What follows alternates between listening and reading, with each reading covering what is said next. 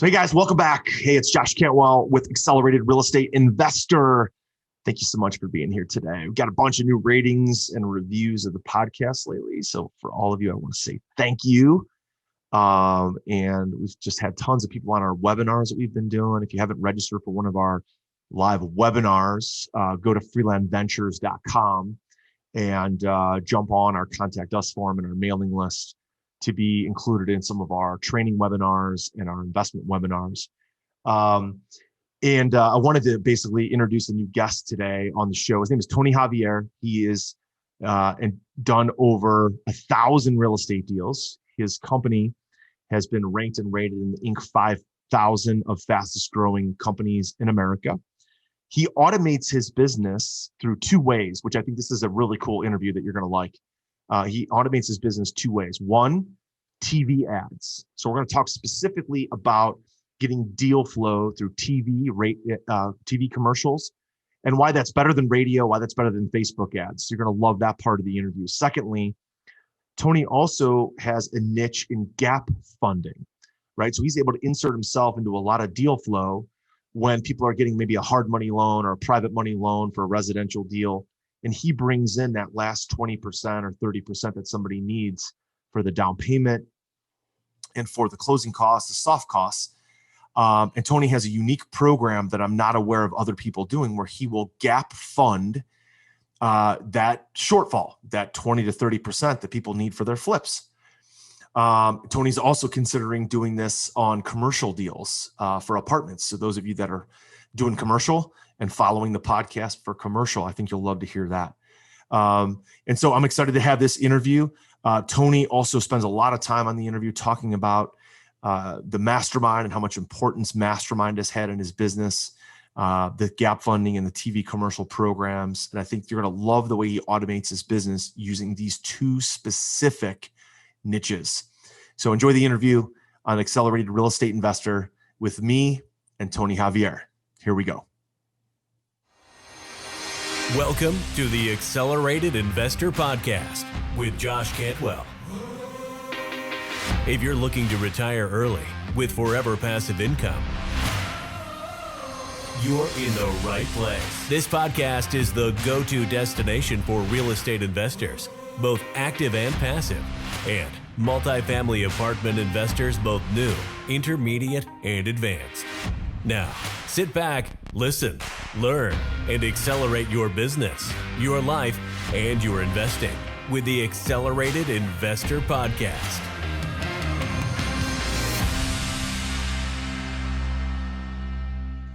So, hey, Tony, listen, I'm so excited to have you on Accelerated Real Estate Investor. Thanks for carving out a few minutes. Let's jump in right away. So how are you today? I'm doing good. It's good to connect, Josh. Absolutely. Tony, so I'd love to hear from guests, what they're up to right now that gets them going, like deals, what kind of partnerships they're doing, events and books, what they're kind of up to right now today that they're really excited for, that really gets them out of bed, that they're passionate for. So tell us about you. Tell us about your business. What's going on right now? Oh man, lots of great things going on. I've been in business 20 years now. Anytime's a good time to invest, but right now there's so many great things going on in the real estate world where, right now, if you find opportunities, there's so many ways to capitalize on them. Over 20 years, I've done close to 1,000 flips in my residential business. I still love that business. I don't spend a lot of time in that business because I've got a great team in place. Right now, what I love is helping other real estate investors in many facets. So I've got a TV program that I've mentioned to you that I'm helping real estate investors around the country do TV commercials. I'm actually partnering and doing TV commercials now with those clients, some of those clients, and doing deals together.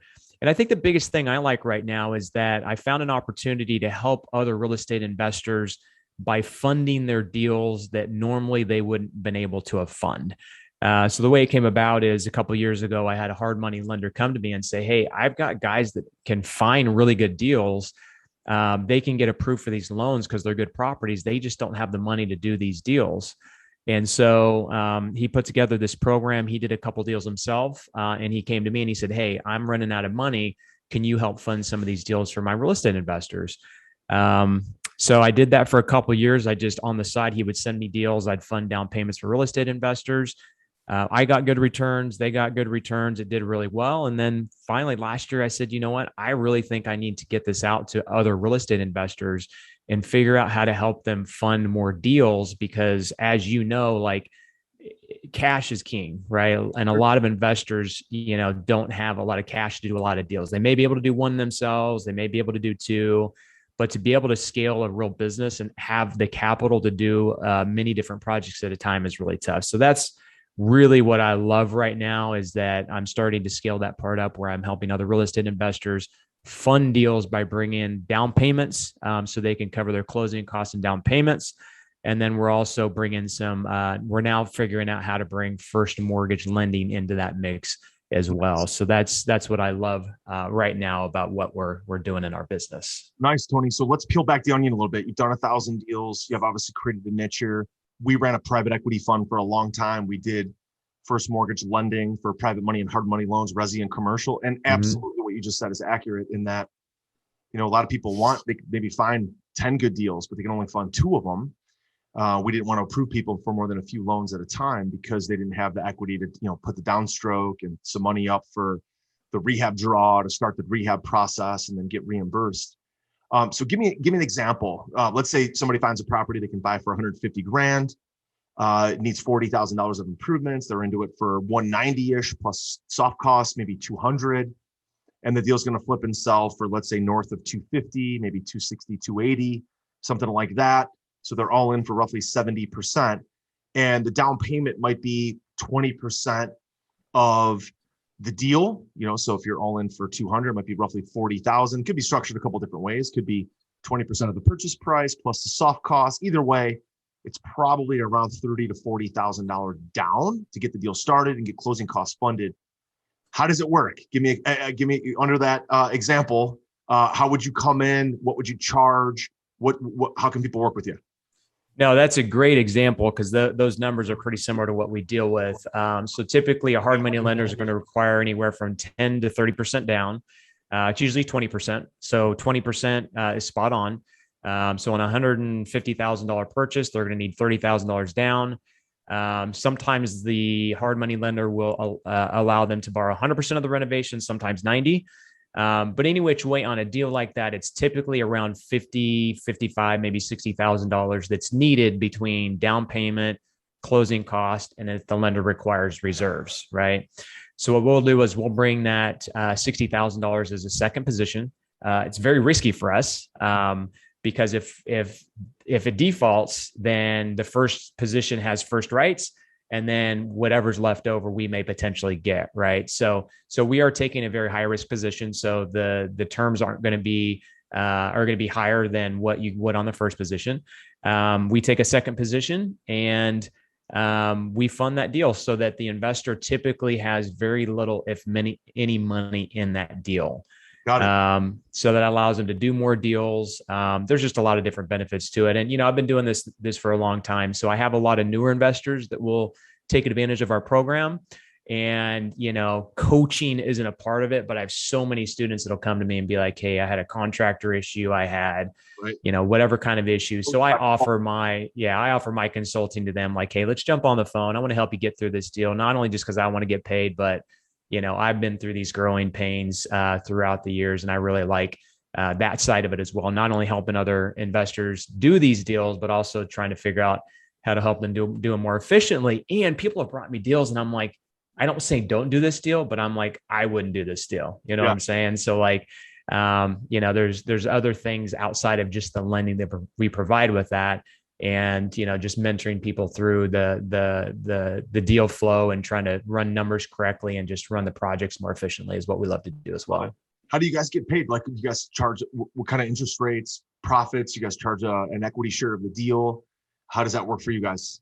Yeah, we charge a flat fee. So, I don't do a bunch of junk points and, all kinds of different fees. I just do one fee. And it sounds kind of high, but it's typically a minimum of 20% of the loan. So if someone, asks for $50,000, we're going to charge 10 grand on that deal. And, the rate is high when you look at it from the standpoint of, just an interest rate.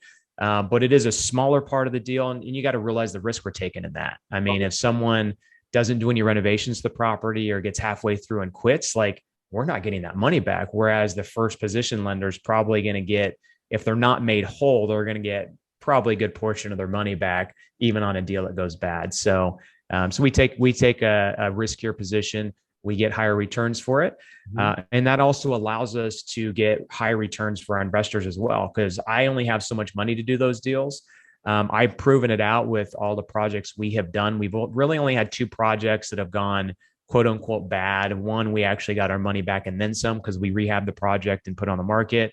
And right now I'm going through one where we're trying to figure out if we're just going to dispo it and get part of our money back, or if we're going to rehab it and get all of it back. But any which way, we have room to bring other investors in on those deals and get them at least a 20% return on their money. Nice. So the borrower essentially has got the first mortgage, the second mortgage, but on the second, they just got to stroke a check or come up with the money for the 20% of your loan amount. And they're getting access to 5X or 6X, whatever their cost is, right? So if their cost is 10 grand, you guys are funding 50 grand. That's 20% of 50. And it's just a way for them to get access to more capital. Again, slightly more expensive, but it's the toughest money to get. It's the people that the money that most people don't have. And it's what's holding them back from doing a lot more deals. And if you guys are getting paid to put up that money and it's a great return for you, certainly when we ran our private equity fund, that would have solved a huge niche for a lot of people and a huge value add for a lot of folks to be able to bring those dollars in. Tony, are you guys funding deals all over the country? Are there certain states that you guys work in, certain regions? Tell me about that. Yeah, all over the country. We just happen to find a lot of deals in Texas for some reason. I don't know. We funded a lot of deals in Texas. But I think the only state we're not funding right now is Oregon, mainly because there's lending laws there. From what I understand, it's a little bit of a gray area where you're supposed to have a brick and mortar in order to do any kind of loans there. But other than that, we haven't found any other state. We may come across 1 or 2 others that have some weird things that maybe we don't want to lend there. But yeah, we're doing them all over the country, and it's really about the borrower and the deal. If we have a pretty good borrower, they don't have to have great credit. I've got people that have brought me really good deals, and not only did they not have the money, but they eventually figured out that they couldn't qualify either because they didn't have the credit, or they had to have the reserves themselves in the bank. Mm-hmm. So I've actually signed on those loans for other people and JV'd with them on those deals. So we can get pretty creative by doing deals, not only all over the country, but structuring them in different ways. Nice. Love it. Love it. Do you guys ever do commercial stuff? Or do you see a commercial in the future? Well, interesting enough, I just had a deal sent to me yesterday, and I was like, did my guy add an extra 0 or 2 zeros to the end of this deal? Because it was like $100 million. I think it was close to $100 million deal. It was like 70 some million. I don't know. I'd have to look through the numbers again, but yeah, we're looking at commercial deals now. We like to do smaller deals that are like, $50,000 to $100,000 gap fund deals. And then if they're first positions also, then we can do obviously a lot higher than that. But we typically stick to residential. We've had some commercial deals sent to us that we just haven't quite done yet. Yeah. But if the deal makes sense and we figure we can put it together, then we would definitely do commercial as well. Nice. Love it. Awesome stuff, Tony. So, you've had a lot of success, 1,000 deals that you've done. You're JVing with a lot of people now through this gap funding type of program. But it all started somewhere. So help us understand where you got going. Like, how did this begin for you, this journey? Were you in a W-2 situation and trying to create some extra income? When did you kind of catch the itch, and when did it become real estate a passion for you? Yeah. So I started 20 years ago, a long time ago. When I say 20 years ago, some people are like, did you start when you were 15? And I'm like, thank you. I appreciate that. But I actually started when I was 21. I was in college. I was waiting tables, and I think at the time I was a junior. Yeah. Junior. I think I maybe just started my junior year in college. So luckily I had a little bit more time on the side. I mean, working and going to school is obviously put together is probably pretty close to full time, but I still had, summers and all that kind of stuff to do, to have a little bit more time and, not as much responsibility, wasn't married, didn't have kids and all that kind of stuff. So I was able to dedicate a lot of time to real estate my first couple of years, to where I did it on the side. And then eventually after about 2 years, quit quit my job and quit school with 9 hours left to graduate, believe it or not. I still have 6 hours. No, I have 3 hours left to go. Cause I went back and took 3 hours and I found out 3 hours dropped off of what I was supposed to have. And so I have 3 hours left to graduate, believe it or not. That's typical entrepreneur, right? We get to the finish line and figure out how to distract ourselves with something else. But no, it's worked out. And I bought an info product on TV called No Down Payment by Carlton Cheats. I know you've heard of that. For sure. I got one. Yeah. A lot of people have that. So that's how I got started. Just started buying properties with no money down. Had my dad co-sign on the first couple properties, helped me with a down payment on one of them, and been buying properties pretty much no money down since then. We bring in a lot of investors on our deals because we're doing pretty good volume, just scaled up the business. And about 5-6 years ago, I was fortunate enough to be able to kind of step out of the operations of my business and from Wichita, Kansas, and I now live in San Diego. And have a really good team that manages my operation out there. Nice. Fantastic stuff. Are you ready to automate and explode your real estate investing? We're searching for extremely motivated individuals who are sick and tired of wasting time and want to finally see real results from their real estate investing business. We're searching for investors looking to get to the next level and become a bigger, better version of themselves while being a more successful real estate investing entrepreneur. Apply for mentoring and coaching at joshcantwellcoaching.com/podcast. That's joshcantwellcoaching.com/podcast. Help me understand the team, right? You are investing now virtually from San Diego into Wichita. You're able to focus on the funding side of the business, the gap funding side of the business. That's a way to kind of leverage operators to JV with other operators to allow you to have some scale. So it's not just your team in Wichita, but the people that you're gap funding for. Tell me about some of the important players on your team. Who are some of the folks that are, whether they're in your lending business or in your rehabbing business, that kind of are the glue? Typically what I find in a lot of businesses that are successful, it could be real estate or any other type of business, there's usually a leadership team, a couple people, guys, girls, 3-4 members who really drive the bus, right? That really push the thing forward. Who is that in your business? What do they do? And why are they so important? Yeah, that's a great question. That to me is the key to the success of any business. You can have the greatest marketing, you can have all the money lined up in the world, but if you don't have people to operate your business, you can only do so much. First 10 years of my business, I had a lot of the wrong people, and it showed. Even though I was growing, it was so painful to grow. Now it's 20 years or 10 years after the first 10 years, after I started figuring out the people part of it, and just some things maybe we'll get into here, the growth of it is just so much easier. I've started a bunch of businesses in the last few years that are growing significantly, and it has to do with people. So from a flipping and operations standpoint, I had a vision for my business once I figured out I needed more people. So I kind of hit rock bottom at one point. I had to fire my staff for the second time. Literally my whole staff within 30 days was gone for many different reasons. And so when I looked at rebuilding, I'm like, okay, I need to hire better people, need to have better systems in place. And then, there were obviously many other things that came into play. But when I started envisioning it, I said, okay, now I took everything back. I was doing acquisitions. I was doing the marketing. I was doing the disposition. I was doing the project management. And I thought I needed to do a lot of those to have control of the business because I thought I could do it the best. So I started envisioning, okay, how can I have different departments and start building those out? So the first thing I hired was my sister, who is with me to this day. She's the glue to my business. She took over the admin role and the property management. I had a bunch of rental properties. So that right there was the stuff that was, taking a lot of my time. It wasn't quite as important. Right. And then as we started hiring, it's okay, what are the different divisions? Then we hired a transaction coordinator. Then we hired an acquisitions person. And then my sister went from property management, hired another property manager. We moved her over to acquisitions. And And then there's a couple other roles, I think I can't remember if I said transaction coordination, marketing. There's all these departments we had to fill.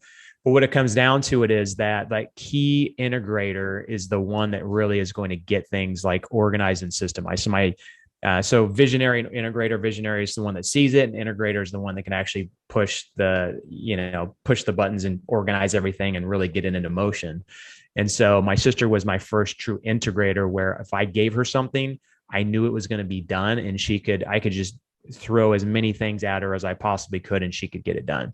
So now as I'm building these other businesses, I'm finding other integrators for my business. So I have a TV program that I've got an integrator there. I'm fully entrenched in that because I'm helping grow that.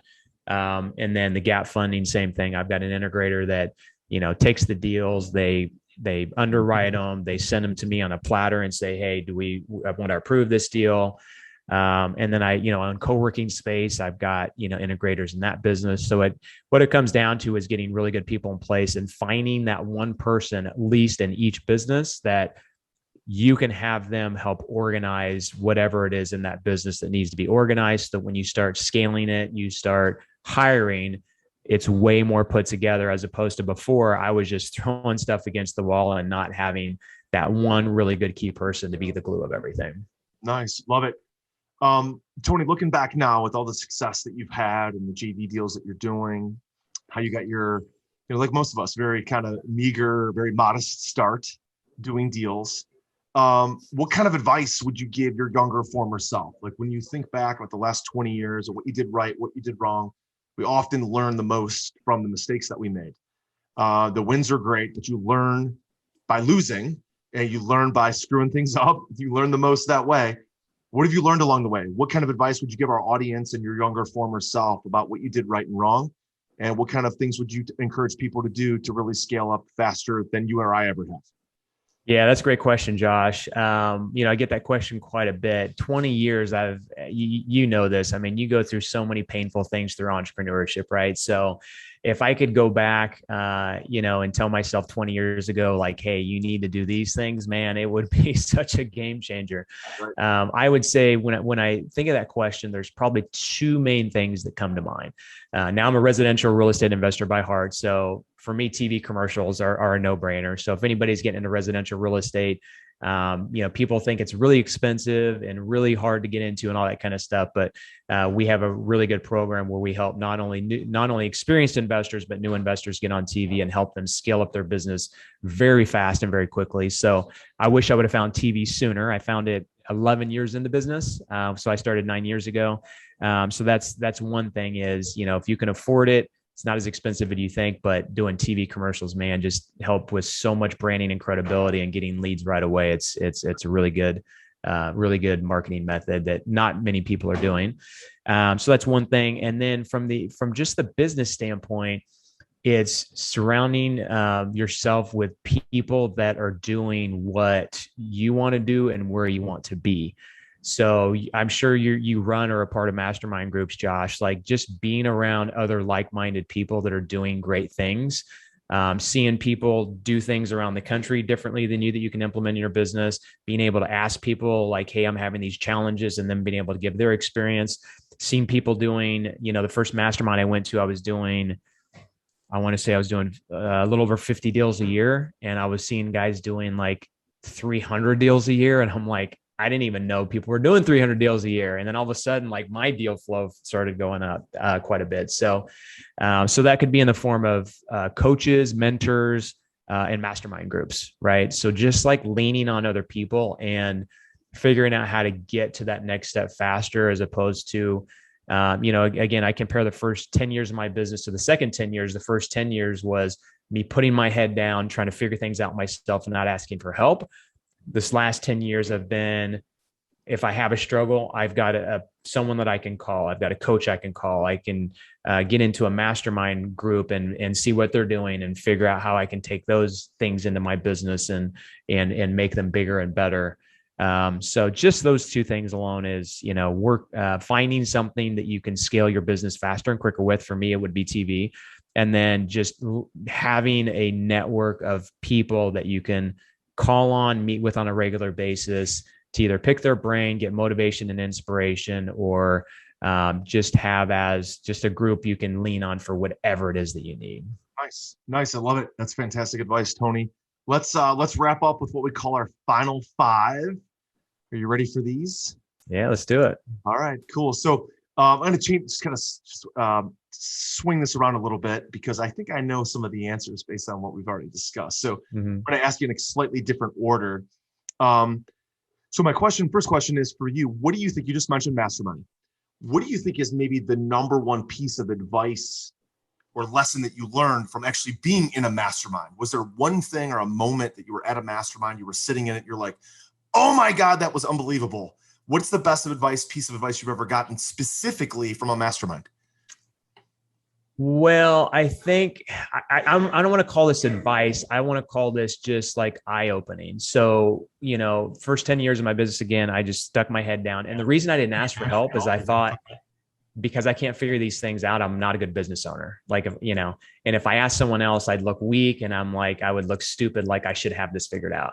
Mm-hmm. So going into a room and this actually happened at the last mastermind I held in San Diego. One of the comments someone had was like, I didn't realize so many people had so many struggles just like we do. Mm-hmm. Like when we get into this business, like we think we're alone and we're like, oh, I messed that up. I'm an idiot. But then you realize other people are messing things up that are way, outside and maybe bigger than what you messed up. And so we kick ourselves quite a bit. So I think just that in general, like realizing that if you mess something up, we're human, it happens.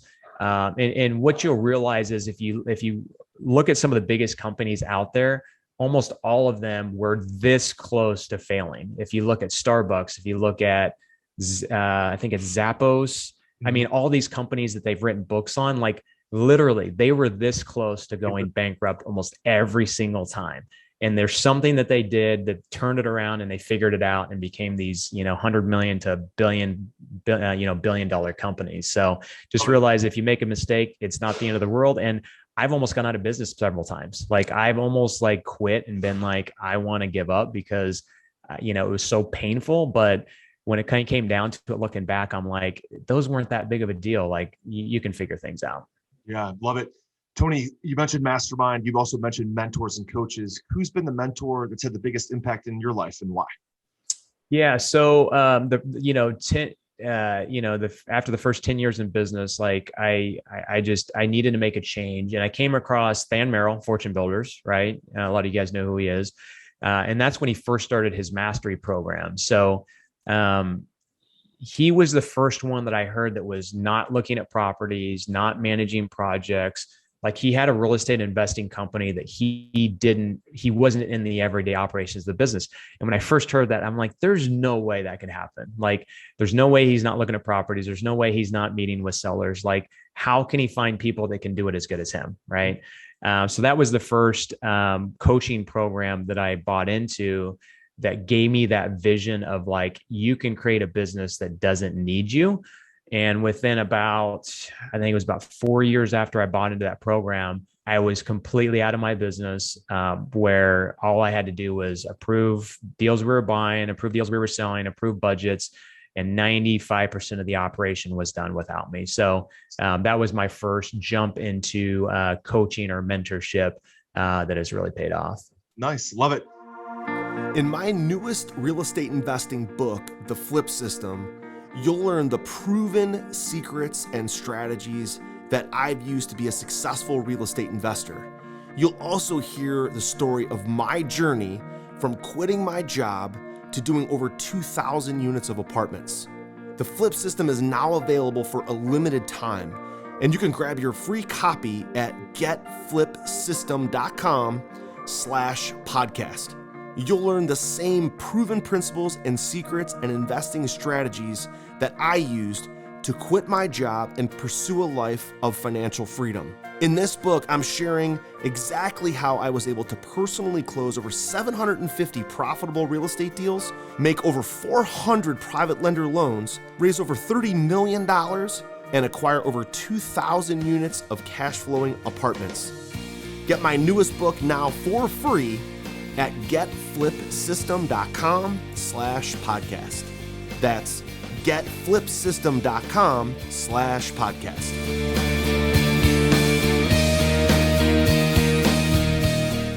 Tony, when you're as a CEO, in multiple successful businesses, you've got to get away as a CEO and think, decompress, look for blind spots. What's your favorite way to do that? What's your favorite place to go to do that?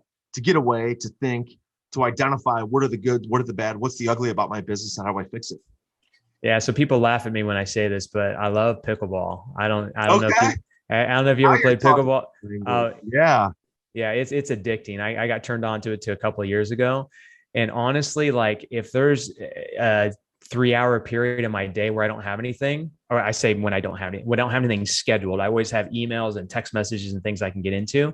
But like if I'm just not feeling it that day, or if even if I'm feeling it that day, sometimes I'll just go play. And then all of a sudden, as I play, like I get more energy. And then what happens is if I know I'm playing that day, like I'll go from like 11 to 1, 11 to 2, or sometimes I know I'm leaving at like 3 o'clock to go play. My business, my day is way more efficient because I know I have less time. And then I'm actually really excited knowing that I'm leaving at 3 and I'm going and playing. So like my day is just so much better, just mentally. So for me, like if I can just go play for a couple hours, like it clears my head, it gets some, if anybody has ever, if you guys start playing, like it's just fun to be able to go out there and just smack the ball and just kind of get some energy out. But for me on a weekly or daily basis, that's my getaway. And then vacations, man, it's like, just getting away I try and get away at least once a quarter where we'll go somewhere. We're going to Florida next month. We went to, Tahoe a couple weeks ago. So just getting away from the business, even if you work an hour a day, sometimes I'll decompress for just 7 days straight and not touch an email or text message.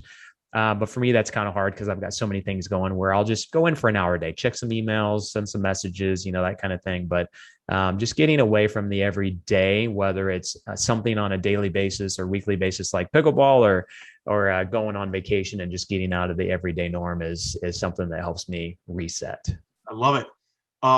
Tony, what's your favorite way? I think I know the answer to this. What's your favorite way to find deals?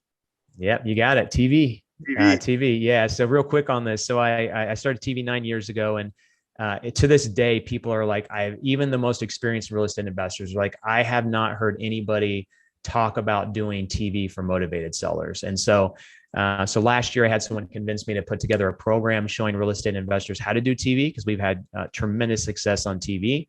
And not only that, but we do the implementation. So I created a program last year on teaching people how to do it. But 95% of the implementation we do, we've got the scripts, we've got the shows we know that work. I mean, we basically taken the formula that we used in Wichita, and now we've plugged it into close to 100 different markets, and it's working in almost every single market we plug into. So that's what I love the most. And it's so scalable and it's so easy. And it's something that is the number one marketing thing I think you can do for your real estate investing business. Yeah, I love it. That's great. I think it's, so many people have gone digital with Facebook ads.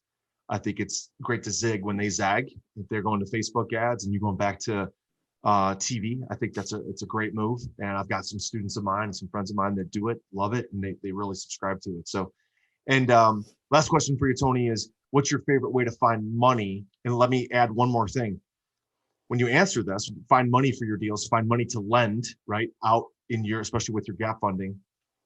How has TV allowed you to have more brand recognition to raise more capital?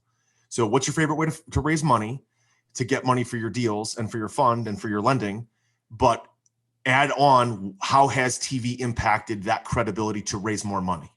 Yeah, that's a great question. So first part of it is raising money. I've raised money in the weirdest places. Like I've started up conversation. I'm an introvert. So like for me to start a conversation is I just have to feel something from somebody. So like, it's in a locker room one time, like, at a fairly high-end gym in Wichita. And this was 10 or 12 years ago. And for some reason, I just felt like I needed to strike up a conversation with this guy. So find out he used to work at a bank. He did some private money lending. And I just told him about my business and we hit it off. And within 12 months, he had over $1 million invested with us. Nice. So places like that, we went on a hiking trip to Switzerland about 6 years ago. And it's a pretty good amount of money to do some of those trips. So you meet some really good people because, they're usually business owners. They're doing a lot of great things and movers and shakers. But, I just started a conversation with someone in the group and told them what I did. And told them, I subtly just mentioned that we get really good returns for our real estate investors. And I didn't know what this guy did. And I found out he owned an insurance company. He had a partner in his business that was super wealthy, and they invest in a ton of our deals, just starting from a conversation. So anytime someone's raising money, I'm like, just tell everybody what you do. Yeah. And somehow put in there that you make a lot of money for real estate investors passively, and they're going to start asking questions. You don't even have to pitch it. Yeah. So that's the first part of it, just conversations on an everyday basis, especially those in situations where you're going to find people that are kind of thinking at a higher level, mastermind groups and that kind of thing. And then TV. We had a guy that saw our TV commercial one time. He walked into our office and he said, "Hey, I see you guys are buying houses. I thought about investing in real estate, but I really don't want to buy houses. Tell me what you can do." Yeah. And same thing as the guy in the gym. It's like within 12 months, he brought in his parents as well. This was a pretty young guy that was doing pretty well, but his family had money too. So he brought his parents in. Within 12 months, they had over $1 million invested with us. And so TV not only brought them in, but when we have a conversation and someone referred, like our CPA just sends all of his clients to us. Like if they have money sitting and you talk about investing, we'll send them to us. And then the conversation is, "Oh yeah, I've seen you on TV for years now." Yeah. It's a slam dunk. Like they already know who we are. They know we're credible. They've seen my face on TV for, however many years. And it makes it so much easier to raise money in our market. I love it. Love it. A lot of takeaways from this interview, Tony. Really appreciate you coming on today. I know there's going to be some of our audience that's looking forward to connecting with you on your gap funding programs, your TV program, just learn from you, get mentored by you. Where can people get more information? Yeah. So my personal website has most of my stuff on there. If you go to tonyjavier.com, TonyJavier.com, TV programs on there, gap funding, if you need gap funding. I don't have any information for investors that want to talk about. I teach people how to do gap funding as well and mentor them that way. So there's some way I'm sure to get a hold of me on the site there. But yeah, if you want to connect with me, and I'd love to help you out and see how we can further your real estate investing business or career. Awesome. Awesome stuff, Tony. Listen, great interview. Appreciate you sharing all this candid information. Thank you so much for joining me today on Accelerated Real Estate Investor. Thanks, Josh. Appreciate you. Well, there you have it. I hope you enjoyed that interview on Accelerated Real Estate Investor with me and Tony Javier. If you did, please open up your iPhone, your smartphone, your Samsung, whatever you're on, and leave us a 5-star rating and review. Type in a couple words. Tell us how you like the podcast. I'd appreciate that if you do that right now, wherever you're listening. Also, we've got some new investment opportunities. We've got some new apartment buildings that we're buying here in the next 3 months. It's a couple of deals. We got a few hundred, actually about 700 units under contract. If you'd like to hear about those deals and how you can invest passively and earn 8 different streams of income, go visit our website, freelandventures.com/passive. There you can register on our investor portal and you can learn more about how to invest passively with us. Just want to say thanks. I'm always so grateful and happy to be able to share this content and information with every single one of you. I appreciate you. I appreciate you listening. Thank you. And we'll see you next time. Take care. Hey, Josh here. And do you want to win a free Accelerated Investor t-shirt? All you have to do is give Accelerated Investor, our podcast, Accelerated Investor, a rating and a review on iTunes. Okay? Do that now. Then send us a screenshot on Facebook or Instagram or Twitter. What we're going to do then is every week we're going to pick our favorite rating and review, and we're going to send that person a free t-shirt and maybe, again, some other cool, fun stuff as well from Accelerated Investors. So, again, don't forget to take a screenshot. Leave a rating, review, take a screenshot, send it to us so we know exactly who you are. And then once a week, every week on the podcast, we will announce a new winner. Don't forget to take a screenshot and send it to us so we know exactly who you are. We'll announce a new winner every week.